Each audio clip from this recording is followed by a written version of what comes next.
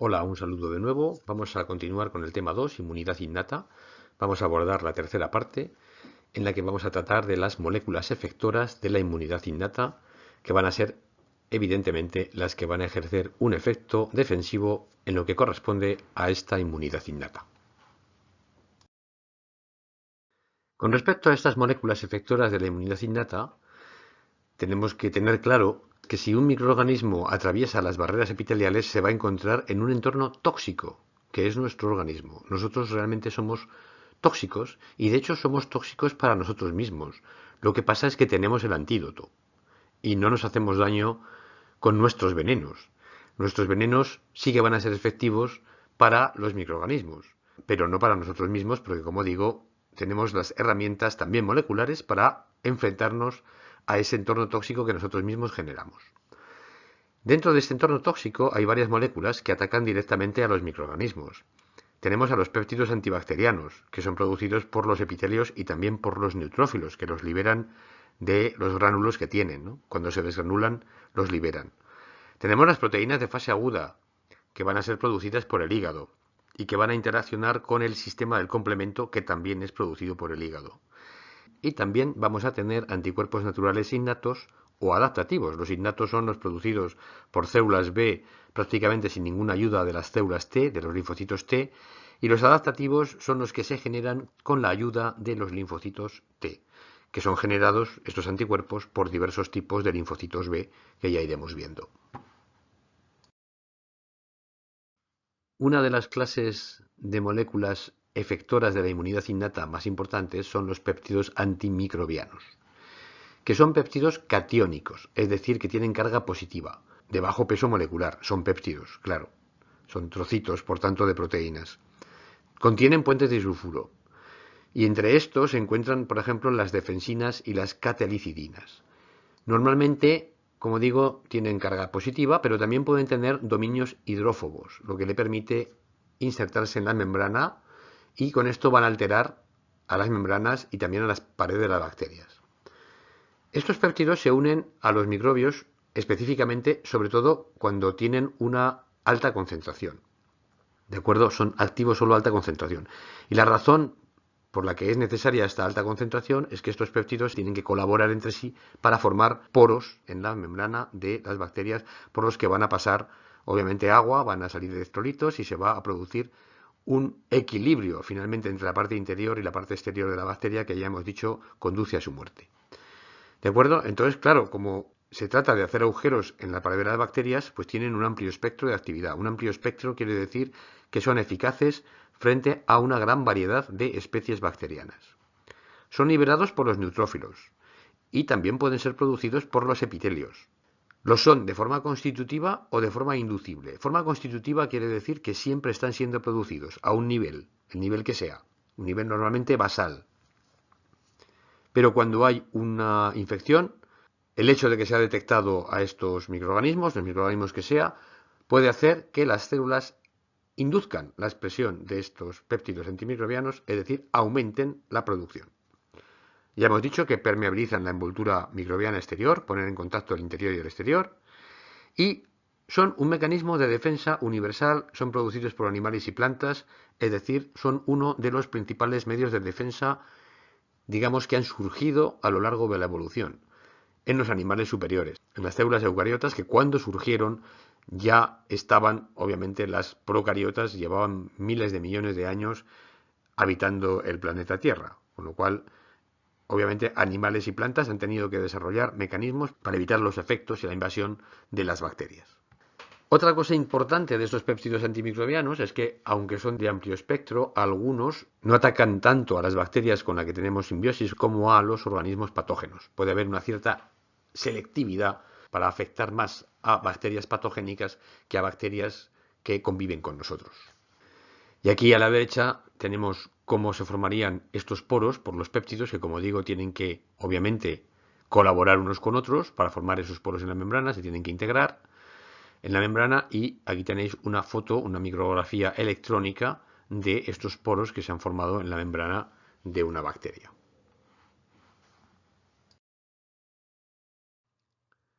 Otra clase de moléculas efectoras de la inmunidad innata que son muy importantes son las proteínas de fase aguda, que son proteínas plasmáticas producidas por el hígado que están presentes en la sangre de forma permanente, es decir, hay un nivel basal de estas proteínas en la sangre siempre por si acaso.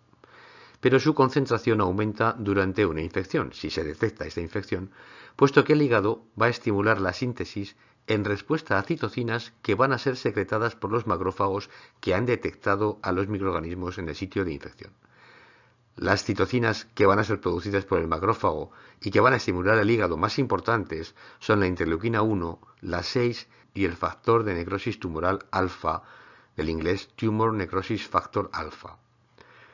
Estas proteínas incluyen a la que se llama la proteína de unión amanosa, mannose binding protein, la proteína C reactiva, factores del complemento que veremos a continuación, lo que es el complemento, lo veremos en detalle, proteínas de unión al lipopolisacárido, la LBP, lipopolysaccharide binding protein, y los inhibidores de las especies reactivas del oxígeno de Ross, ¿vale?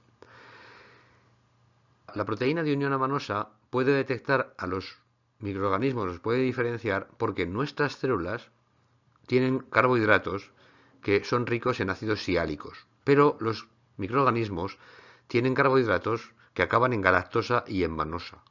Entonces, precisamente esta proteína de unión amanosa, o la lectina, que también se llama la lectina de unión amanosa, las dos cosas son sinónimas, la MBP o la MBL es lo mismo, se va a unir preferencialmente a los carbohidratos que están en la superficie microbiana. Recordemos que una lectina, y si no lo hemos dicho antes, lo digo ahora, una lectina es una proteína que se va a unir a carbohidratos. Hay una familia entera de proteínas llamadas lectinas que se unen a carbohidratos. Una vez que la proteína de unión amanosa se ha unido a estos carbohidratos, va a activar el complemento que va a conducir a la lisis microbiana. Vamos a tener dos cosas, la opsonización, mayor inflamación y además la lisis microbiana. La proteína C reactiva también es una proteína que se puede unir a la superficie de los microorganismos y que va a activar el complemento. Lo mismo, va a producir poros y va a producir la lisis bacteriana por esta formación de poros y al mismo tiempo también puede favorecer la opsonización de las bacterias porque claro, activa el complemento opsoniza las bacterias y los fagocitos pueden tener receptores para esas proteínas del complemento, esa estrellita indica que la bacteria ha sido marcada por el complemento, esta molécula es capturada por un receptor y esto favorece la fagocitosis, la unión de fagosomas y lisosomas y la digestión de la bacteria. Además de esas proteínas en la sangre, las de fase aguda, el 10% de las proteínas plasmáticas son inhibidores de proteasas, por ejemplo la alfa-2 macroglobulina o las serpinas, que son inhibidores de proteasas de serina. La función de estos inhibidores de proteasas es bloquear a las proteasas microbianas, porque muchos microorganismos producen estas proteasas para digerir proteínas del huésped, poder penetrar en las membranas, es decir, poder navegar por los tejidos, hacer daño, ¿no? Obtener nutrientes, etc. Bueno, pues una gran parte de las proteínas plasmáticas y de los líquidos intersticiales son inhibidores de proteasas, que tienen una función defensiva.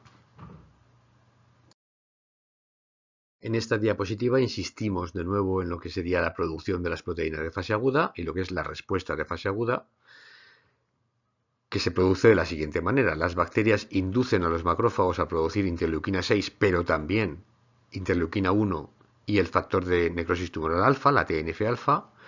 Estas citocinas van a actuar sobre los hepatocitos y estos se van a poner a sintetizar las proteínas de fase aguda, que las tenemos aquí de nuevo, algunas nuevas que no hemos visto.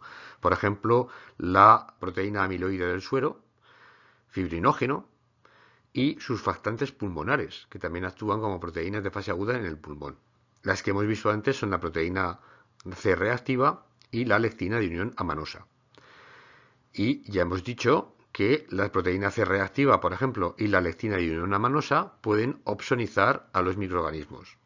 ¿De acuerdo? Una vez que se unen al microorganismo, lo marcan para la fagocitosis y también pueden activar el complemento y pueden, por tanto, opsonizarlo de esa manera también, porque el complemento va a opsonizar, con lo cual ya tenemos dos marcas, no solo una, la marca del complemento y la marca de la proteína de fase aguda. Y esto sucedería con la proteína C reactiva o con la lectina de unión amanosa. Es decir, realmente funcionan de la misma manera, lo que pasa que, digamos que los ligandos, es decir, las sustancias a las que se unen, los componentes a los que se unen pueden ser diferentes. En el caso de la MBL es una lectina, en el caso de la proteína C reactiva es otra cosa. Pero en cualquier caso, lo que hacen estas proteínas de fase aguda es reconocer, lo que ya hemos hablado, patrones moleculares asociados a los patógenos, los llamados PAMPs, que los veremos también más adelante, los estudiaremos un poquito más en profundidad, y estos son moléculas repetidas que los microorganismos necesitan para tener, digamos, la estructura que necesitan para vivir. O sea, necesitan estas moléculas para vivir, no pueden pasarse sin ellas. Y a lo largo de millones de años de evolución, los organismos han aprendido a detectar esas moléculas que están en los microorganismos, esos patrones moleculares que están ahí y que no están en nuestro propio organismo. Pero sin duda, las moléculas efectoras de la inmunidad innata más importantes son las que constituyen el sistema del complemento. Este sistema se descubrió al final del siglo XIX por el investigador belga Jules Bordet como un componente del plasma sanguíneo sensible al calor, es decir, que se inactivaba por calor, y este componente estimulaba y estimula la opsonización y destrucción de las bacterias. Complementa la actividad de los anticuerpos, por tanto, y de ahí el nombre de complemento. Está compuesto por unas 30 proteínas del plasma, lo cual quiere decir que es un sistema complicado, complejo. Muchas de ellas son además proteasas de serina, es decir, enzimas que van a hidrolizar a otras proteínas, y cuando se activan estas proteasas van a generar o van a participar en una cascada de activación proteolítica.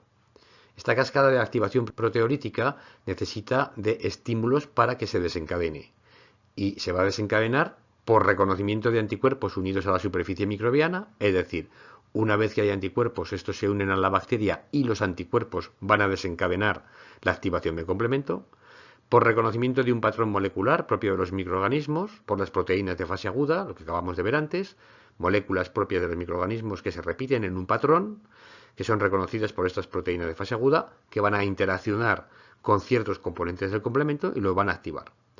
Y también se activa de manera espontánea, incluso en ausencia de microorganismos, por si acaso pasa alguno por allí.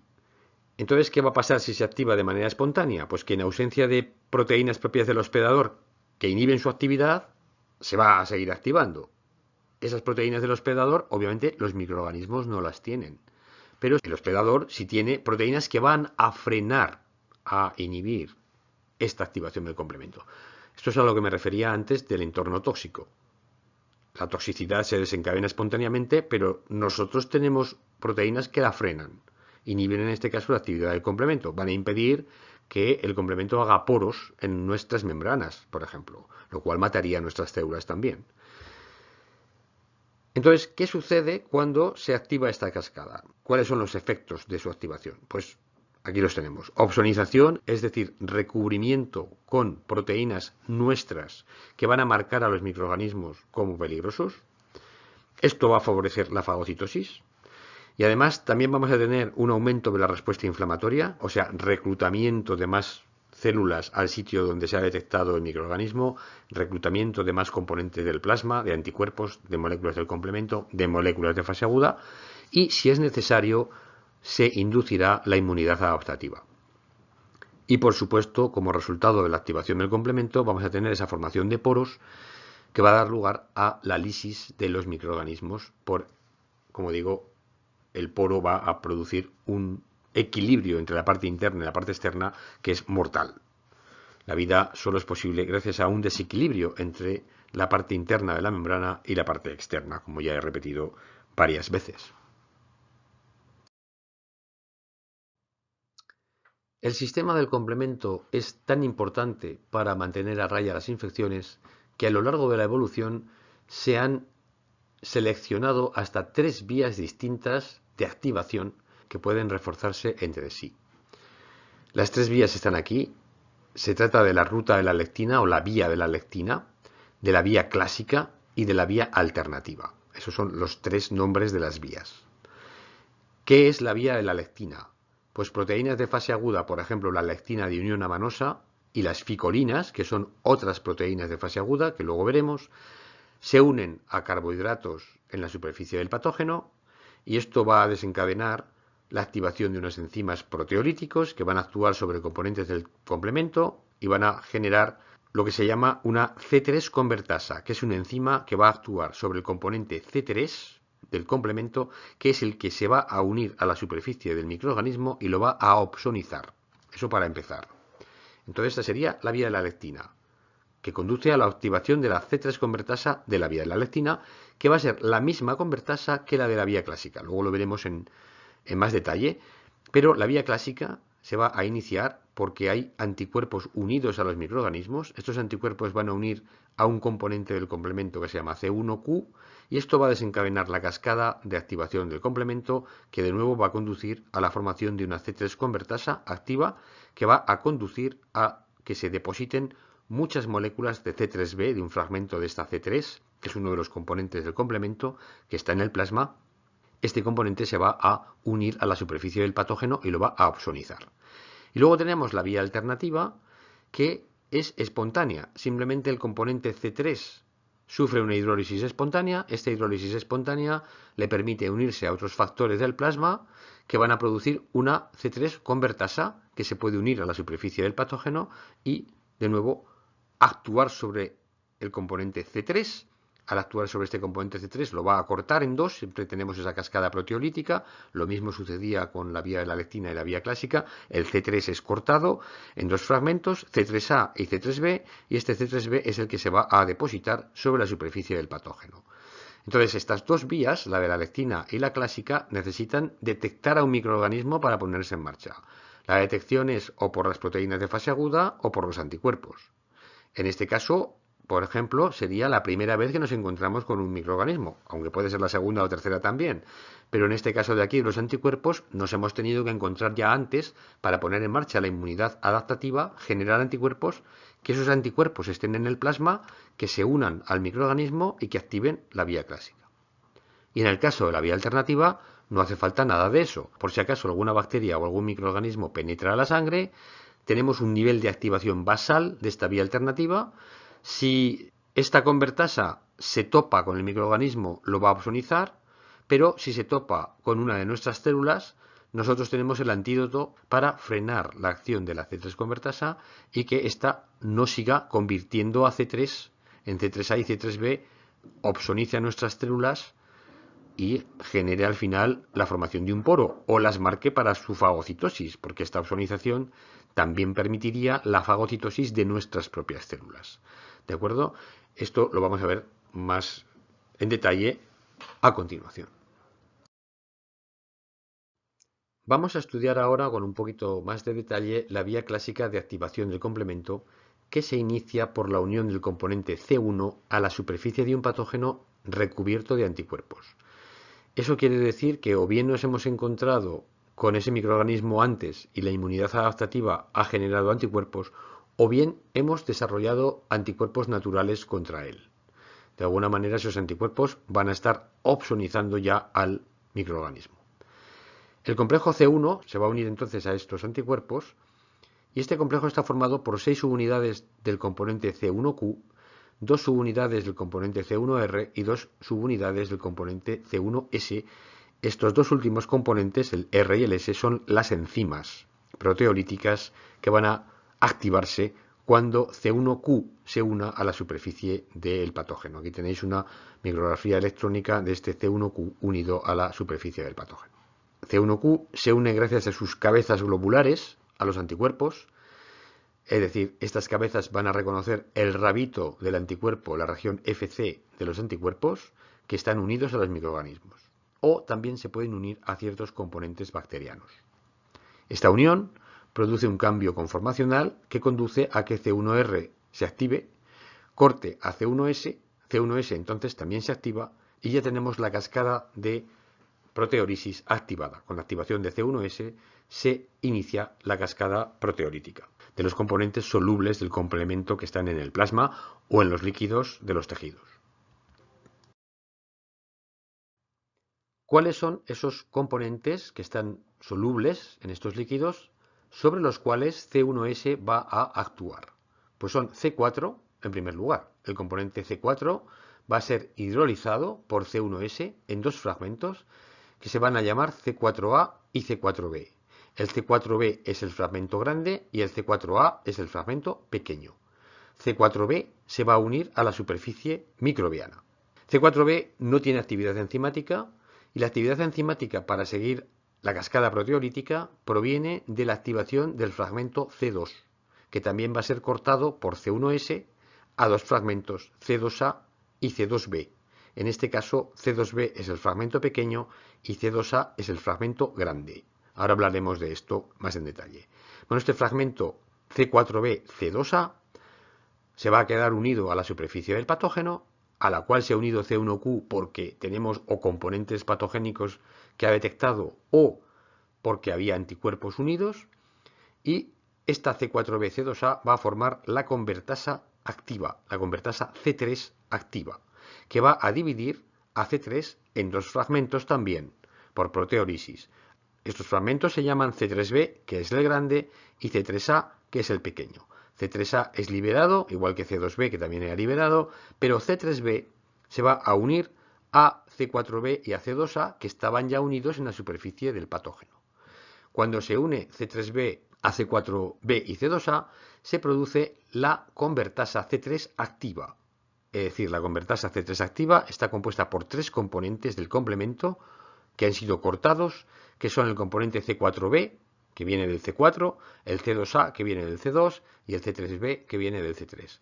Esta convertasa captura o de alguna manera detecta C3, lo corta en C3A y C3B, se produce una gran liberación de C3A, que va a dar la alarma, va a ser una molécula que va a generar inflamación, y una gran cantidad de C3B es también producido, que se va a unir covalentemente a la superficie de la bacteria y la va a dejar opsonizada.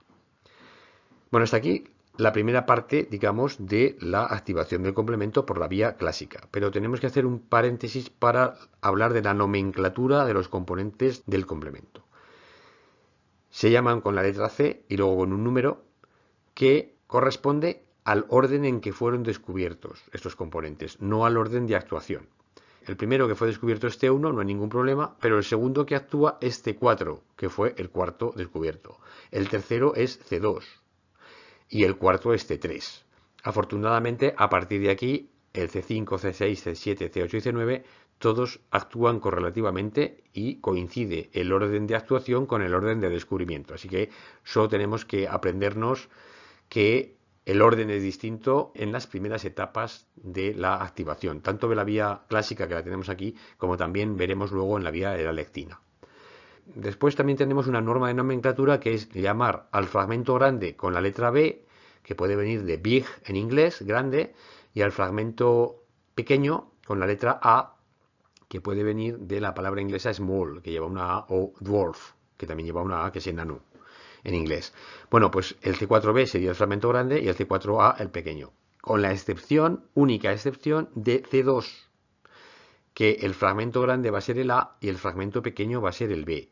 Todos los demás, el fragmento grande es el B y el pequeño es el A. ¿De acuerdo? Excepto en el caso del fragmento 2. Bueno, pues con este paréntesis damos por cerrado lo que serían las primeras etapas de activación del complemento por la vía clásica. Vamos a abordar ahora el inicio de la vía de la lectina de activación del complemento, que evidentemente está estimulada por la unión de lectinas a carbohidratos. Las lectinas, recordemos, son siempre proteínas que se unen a carbohidratos. Aquí tenemos dos, la lectina de unión amanosa, que es una proteína de fase aguda, recordemos, y también las ficolinas, que son otro tipo de proteínas también de fase aguda. Estas lectinas tienen unas cabezas globulares que se unen a manosa, en el caso de la MBL, obviamente es la lectina de unión amanosa, y las ficolinas se unen a fucosas. Y entre las dos, digamos que son capaces de detectar a una variedad de microorganismos que tienen distintos tipos de estructuras glicosiladas. Cuando se unen 5 o 6 de estos monómeros de MBL a la superficie del patógeno, estos tienen unidas a las enzimas proteolíticas más 1, 2 y 3. La 1 se va a activar, va a cortar a la 2, y esta es la más importante, que es la que vaya a cortar a C4 y a C2 en C4A y C4B y C2A y C2B, igual que sucedía en la vía clásica. La más 3 es importante, ya lo veremos luego, para potenciar la vía alternativa. Pero en principio la vía de la lectina depende de la actividad de más 2, que corta, como digo, AC4 y AC2 exactamente igual que en la vía clásica.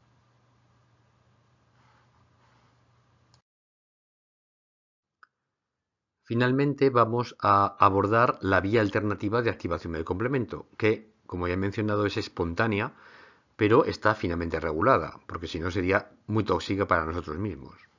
¿Cómo se produce la activación de esta vía? Pues aquí tenemos los pasos indicados.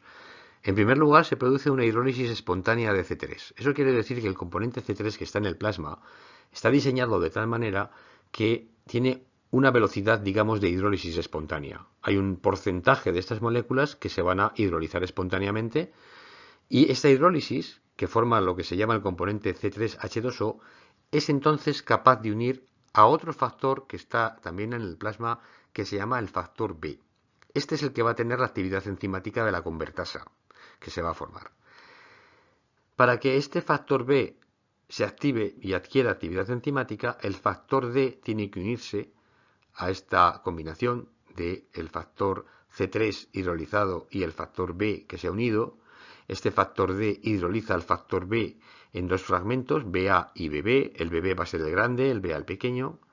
Este factor BB queda unido a este C3H2O y forma una C3 convertasa de fase líquida. Es decir, vamos a tener a una convertasa C3 que está en el plasma o que está en los líquidos. Y eso quiere decir que, puesto que es una convertasa C3, se va a poner a convertir C3 en C3A y en C3B. C3B es el que se tiene que unir a la superficie de lo que sea. Va a tener un pequeño tiempo de actividad para unirse a la superficie de un patógeno. Si se une a la superficie del patógeno, allí se va a unir entonces el factor B también, pero ya en la superficie del patógeno, y a ello se unirá de nuevo el factor D. El factor D volverá a dividir, o mejor dicho, en este caso dividirá a otro factor B, el que está unido a C3, unido al patógeno, lo va a dividir en BA y en BB. BB queda unido entonces a C3B formando la C3 convertasa de la vía alternativa sobre la superficie del patógeno. Esta convertasa va, por tanto, a actuar sobre C3 y va a producir la opsonización del microorganismo.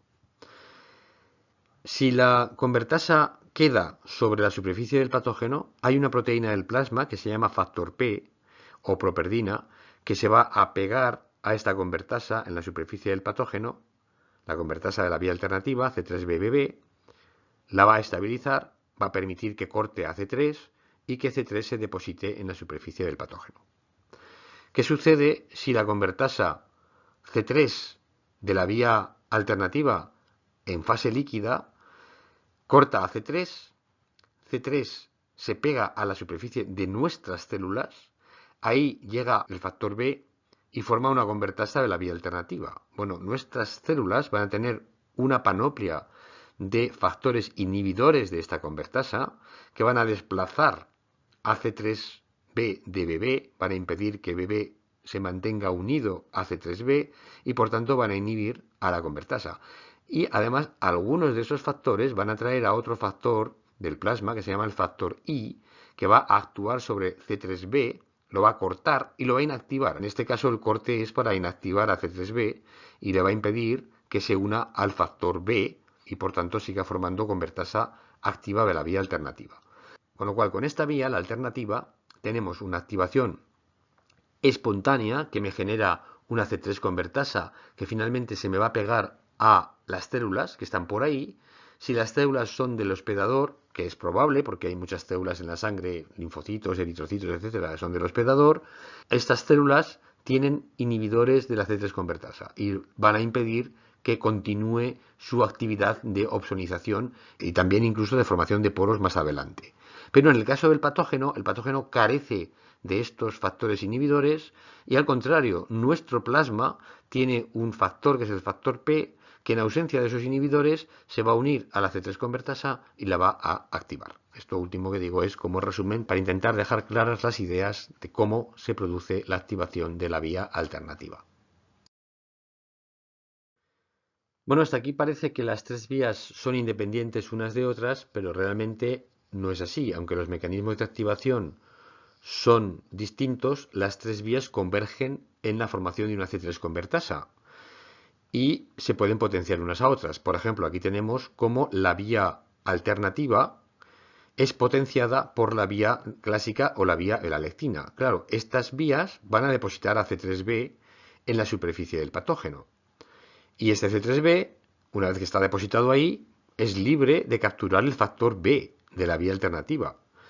Este factor B es capturado por C3b y el enzima más P3 de la vía de la lectina va a actuar sobre el factor ProD y lo va a activar a factor D. Bueno, este factor D ya está activado en sí mismo a un cierto nivel, pero si encima se activa la vía de la lectina, vamos a tener más factor D. Este factor D va a actuar sobre el factor B, lo va a cortar en BB y en BA y nos va a dejar una convertasa C3 activa de la vía alternativa, pero que ha llegado a ser activa porque la vía clásica o la vía de la lectina había depositado ya un C3b en la superficie del patógeno.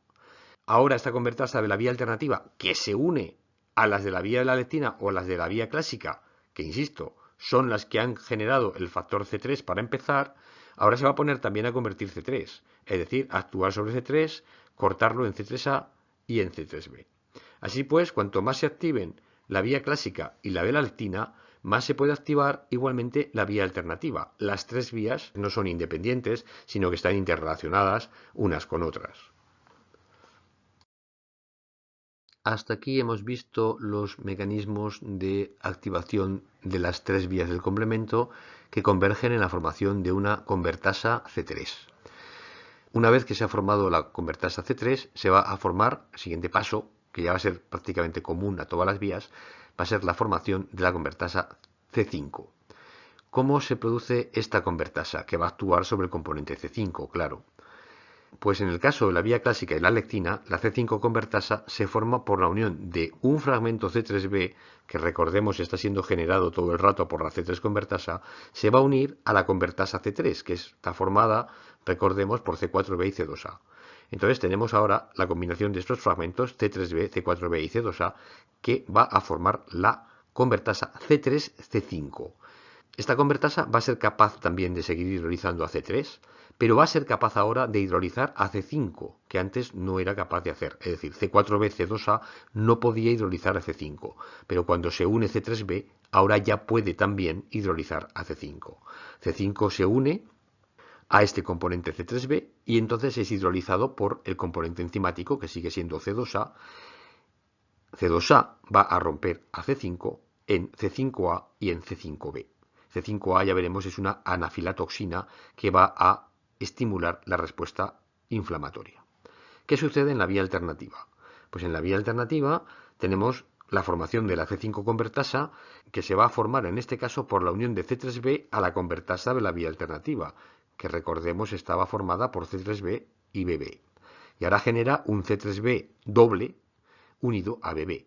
De nuevo, este complejo puede ahora hidrolizar a C5, que se va a unir a uno de los componentes C3b, y esta unión va a permitir que Bb lo rompa en C5a y en C5b. ¿De acuerdo? Este sería en resumen, por tanto, la formación de la C5 convertasa de las vías clásicas y de la lectina y de la vía alternativa, que realmente están formadas por la unión de un nuevo fragmento C3b a la convertasa que sea, a la vela clásica, formada por C4b, C2a, o a la vela alternativa, formada por C3b, Bb. Esta unión de este fragmento C3b, un nuevo fragmento C3b, a estas convertasas, las convierte de C3 convertasa en C5 convertasa, aunque, por lo menos en el caso de la convertasa de la vía clásica y de la lectina, siguen siendo capaces de hidrolizar a C3. ¿Y para qué sirve entonces la hidrólisis de C5 por la C5 convertasa? Pues para formar un fragmento C5b que va a unirse a los componentes C6 y C7 y va a formar un complejo, el C5b6-7, que va a ser capaz de unirse a la membrana porque tiene un dominio hidrófobo que le permite unirse a la membrana.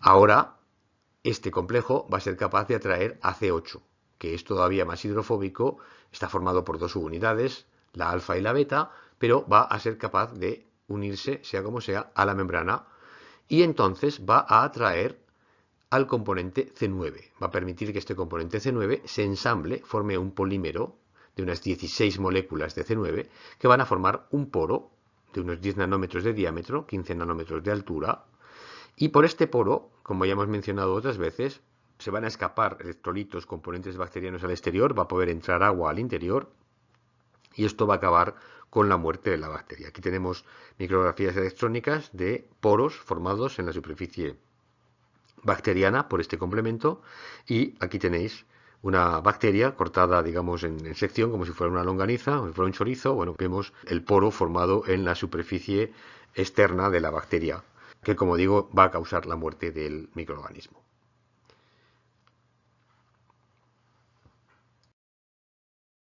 Además de formar el poro, que de hecho es lo último que sucede tras la activación del complemento, lo que va a suceder primero va a ser la opsonización.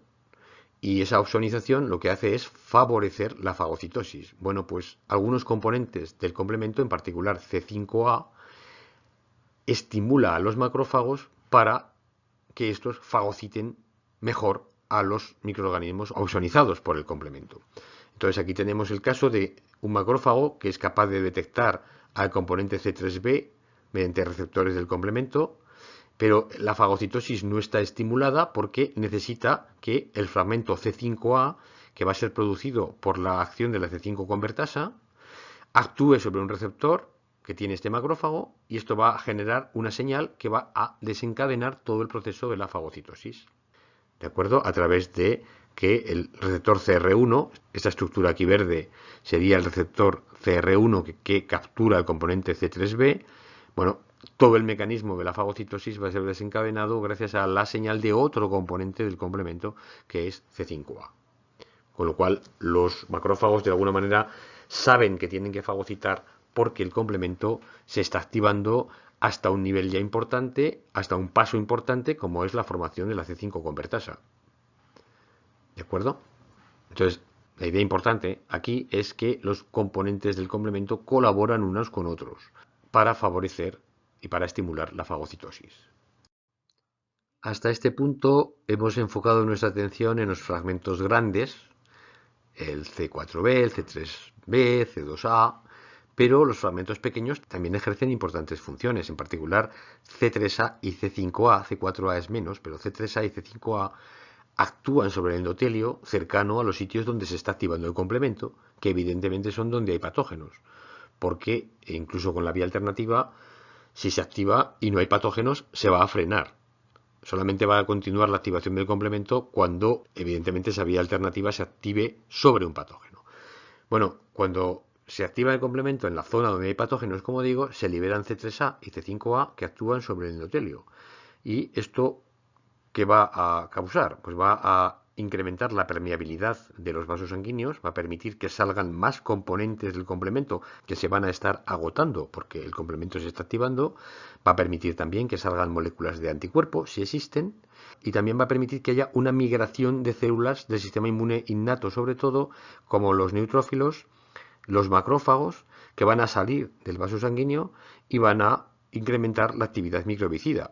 Por supuesto, estas células van a poder secretar citocinas que van a reforzar la acción sobre el endotelio, generando una respuesta inflamatoria, e incluso C3A y C5A pueden actuar también sobre los mastocitos, que pueden liberar histamina o pueden liberar la citocina TNF-alfa, que son potentes activadores del endotelio en el sentido que estamos hablando aquí, permitir la permeabilidad para que salgan moléculas y para que salgan células al sitio de infección, obviamente que es donde es necesario que actúen.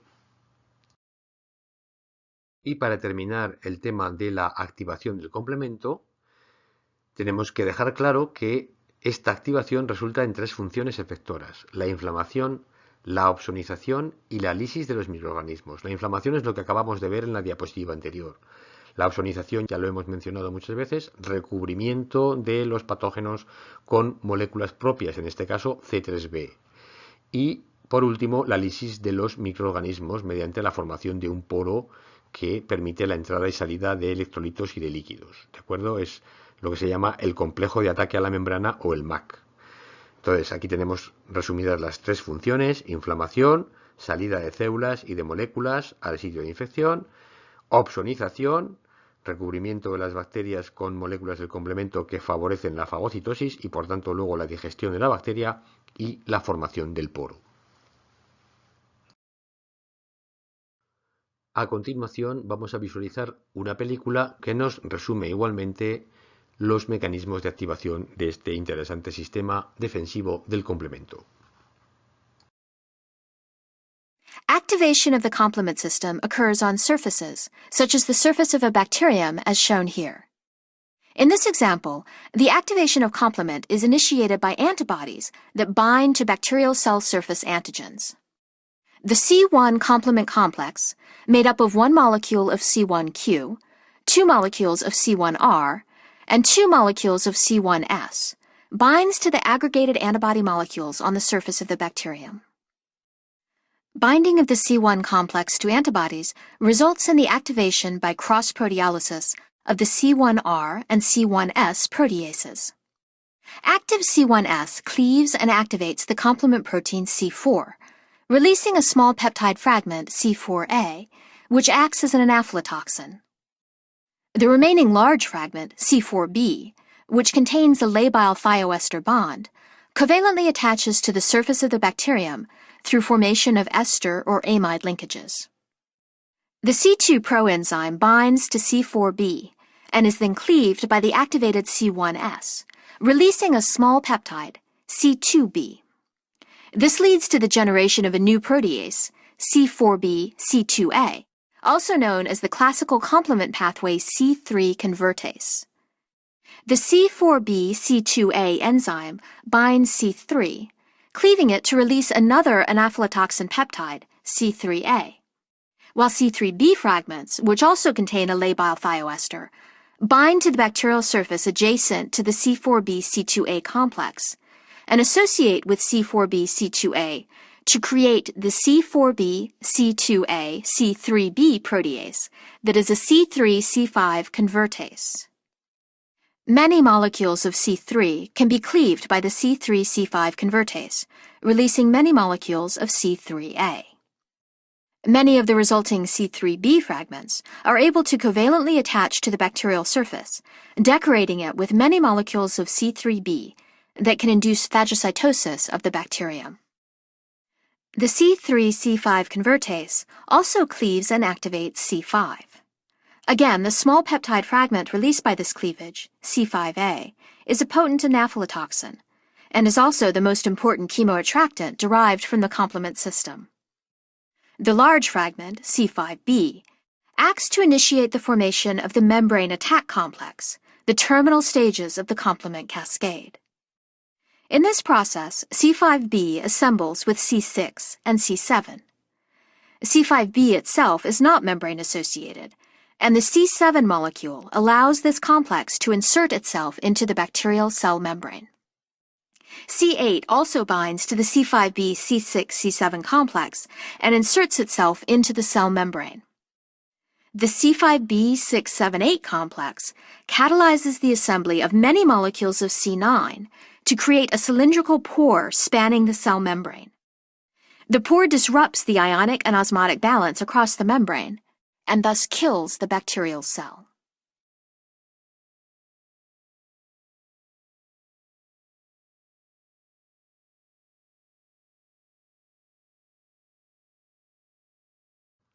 Como todos los sistemas de las defensas del sistema inmunitario, que pueden hacernos daño y de hecho siempre causan el llamado daño colateral, siempre que hay una guerra hay daño colateral, ¿verdad? Pues el complemento puede causar este daño colateral y es necesario regularlo. Y hay varios puntos en donde se va a regular el complemento. El primero de ellos es la unión de C1Q a un patógeno, que va a activar a C1R y a C1S. Cuando esto sucede, si C1R y C1S las dejamos activadas, en particular C1S está activada siempre, va a estar cortando a C4 y a C2, y C4 se va a unir a la superficie del patógeno, y bueno, así va a continuar eternamente, ¿no?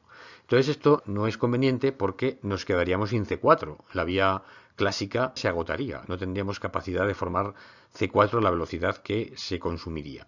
En principio esto no sería muy problemático porque tendremos la vía alternativa, pero claro, conviene que frenemos la vía clásica cuando ya hemos opsonizado suficientemente al microorganismo, hemos generado suficiente C3 convertasa y tenemos que parar ya que haya más C3 convertasa que se vaya formando, ¿verdad?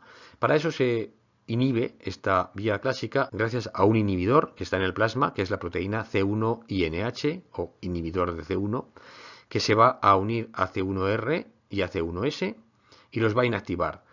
Digamos que C1S se ofrece como cebo a C1R y a C1S, pero ese cebo, una vez que es enganchado, se une covalentemente al centro activo de la enzima y ya no puede cortar más el enzima, la deja inactivada, tanto a C1R como a C1S. Y además, una vez que está unido este inhibidor, C1R y C1S se disocian de C1Q y C1Q queda completamente inactivado. Este mecanismo, gracias a la inhibición por este C1-INH, va a evitar el primer paso de la activación de la cascada de decimógenos.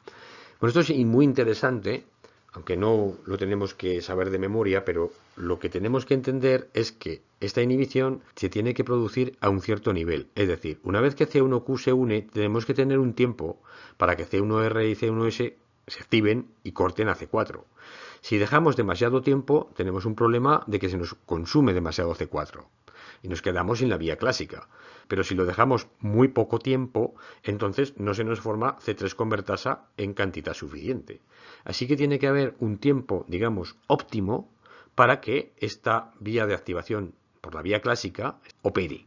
Un tiempo que, ¿cómo se controla el tiempo? Pues por la concentración del C1-INH. Esta molécula tiene que estar en una concentración tal que permita que C1 se active ese tiempo. Si hubiera mucho C1-INH, se va a cortar muy pronto esta activación. Y si hay demasiado poco, va a durar demasiado tiempo. Así que veis la cantidad de factores que a mí me parecen muy interesantes, cómo distintos órganos, distintas situaciones en el organismo están reguladas a veces a niveles muy distantes, ¿no? El complemento que se va a activar sobre la superficie de un patógeno está no obstante regulado por la formación de una proteína que se tiene que producir de manera correcta o de otra manera este complemento no se va a activar correctamente. Solamente para que lo tengáis en cuenta. Otro punto de control de la activación del complemento es la convertasa de la vía clásica. Es decir, se forma mucha convertasa de la vía clásica, se nos forma C3b, se une y tenemos la convertasa C3. Y entonces esto empieza a cortar C3 en C3A y C3b. Y corta y corta y corta y sigue pegando fragmentos C3b. ¿Qué pasaría? Pues que C3 en el plasma se agotaría. No lo podríamos sintetizar a la velocidad que sería consumido. Por tanto, de nuevo, tenemos que opsonizar, tenemos que pegar fragmentos C3b, pero no eternamente, un tiempo determinado. Y para conseguir eso, tenemos que frenar la actividad de la C3 convertasa. Para eso tenemos un montón de factores, el DAF, el Decay Accelerating Factor, la proteína de unión AC4, la C4 Binding Protein. Estas moléculas lo que van a hacer va a ser desplazar a C2A del complejo C4B2A, que es la convertasa, y entonces, una vez que C2A está desplazado, ya no puede cortar a C3. ¿De acuerdo? Y además, algunas de estas moléculas van a ser capaces de permitir la acción de un factor, que es el factor I, que va a cortar a C4B, lo va a cortar en C4D y C4C, y este C4 cortado ya no puede unirse a C2A. O sea que, además de que lo quitan, inactivan a C4 y el C4 inactivado no va a poder volverse a unir a C2A. ¿Ok? Con lo cual tenemos una inactivación irreversible de la convertasa. El tercer punto de control de la activación del complemento actúa sobre la convertasa C5, que recordemos en la vía clásica y de la lectina está formada por C4b, C2a y C3b. Bueno, aquí tenemos dos moléculas, el CR1 y el factor H, que quitan a C3b. Si quitan a C3b, la convertasa C5 deja de actuar, ya no es una convertasa C5. Y además, estas moléculas, CR1 y el factor H, son cofactores, o sea, colaboradores del factor I, que va a hidrolizar también a C3b y lo va a inactivar y ya no va a poder unir a C4b, no se va a poder unir ya a C4b y a C2a, con lo cual tenemos una inactivación irreversible generando el fragmento IC3b, que quiere decir el fragmento inactivado C3b. Y por si todos los mecanismos de control anteriores fueran pocos, tenemos también la regulación de la cascada del complemento en el punto en el que se forma el poro, es decir, la formación del complejo de ataque a la membrana. Normalmente en la superficie del patógeno este poro se va a formar, no tenemos ninguna molécula inhibidora, pero en la superficie del hospedador, si llegáramos al punto en donde se ha podido ensamblar el complejo C5b, 6, 7 y 8, tenemos una molécula que es CD59, que se llama protectina. No hay que confundirla con la properdina de antes, se llama protectina porque protege, que impide que C9 se ensamble con este complejo C5b, 6, 7, 8 y forme el poro, con lo cual el poro no se va a formar. De nuevo, esto actúa como antídoto, otro antídoto más, para evitar la formación del complejo de ataque a la membrana, en este caso sobre la superficie de nuestras células, lo que obviamente también conduciría a su muerte. Con lo anterior, damos por terminado el tema del complemento, que como digo es posiblemente el sistema de moléculas efectoras de la inmunidad innata más importante, al menos contra las bacterias, y vamos a entrar ahora brevemente en otras moléculas de la inmunidad innata, efectoras también, que son los interferones de tipo 1, que son moléculas que dan la alarma frente a infecciones víricas. ¿Cómo se producen estas moléculas? Pues porque las células del sistema inmune innato o prácticamente cualquier célula del organismo puede detectar, entre otras cosas, ARN de doble cadena, que proviene de los virus. Cuando los receptores de este ARN de doble cadena, que ya veremos más adelante, lo detectan, inducen la activación de un factor de transcripción que va a producir la expresión de interferón alfa y de interferón beta en las células infectadas. Estos interferones van a ser secretados al exterior y van a ser reconocidos por la propia célula, que va a tener receptores para ellos, o reconocidos por las células vecinas, que también tienen receptores. Aunque no hayan sido infectadas, la célula vecina va a saber que hay una cerquita de ella que ha sido infectada por un virus y se va a preparar para evitar la infección. Estos interferones van a, por tanto, a producir varios mecanismos para evitar la infección vírica.